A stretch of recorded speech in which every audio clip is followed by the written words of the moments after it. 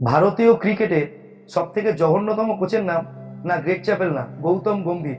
দেখুন, Greg Chappell ছিলেন Australian, তাই তিনি হয়তো ভারতীয় ক্রিকেটের ক্ষতি চাইলেও চাইতে পারেন, কিন্তু গৌতম গম্ভীর তো একজন নিপাট ভারতীয়, একজন প্রাক্তন ক্রিকেটার। শুধু তাই নয়, উনি একজন নির্বাচিত প্রতিনিধিও বটে ভারতীয় রাজনীতি।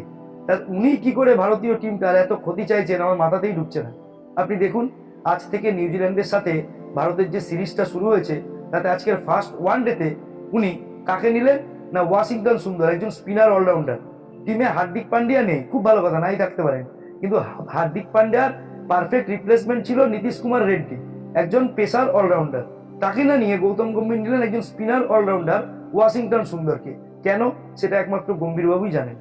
আবার আপনি পেসার সেকশনটায় দেখুন, কাকে নিলেন না হর্ষিত রানা। গৌতম গম্ভীর যেহেতু কলকাতা নাইট রাইডার্সের কোচ ছিলেন, আর সেখানে হর্ষিত রানাকে নিতেন উনি প্রতিটা ম্যাচে, তো এই মানে ইন্টারন্যাশনাল ক্রিকেটে এসে উনি সেই অভ্যেসটা থেকে বেরিয়ে আসতে পারেননি। উনি অর্শদীপ সিংকে বসিয়ে রেখে উনি হর্ষিত রানাকে খেলাচ্ছেন। যে প্লেয়ারটা মানে যে কি টাইপের বোলার, আমি তো কেন সারা ভারতবর্ষের কেউ জানে না। একটু জোরে বল করতে পারলেই যদি সে ফাস্ট বোলার হয়, তাহলে আমাদের পাড়াতেও অনেকগুলো বিশাল বিশাল ফাস্ট বোলার আছে, তারাও তো তাহলে মাঠে নেমে যেতে পারে।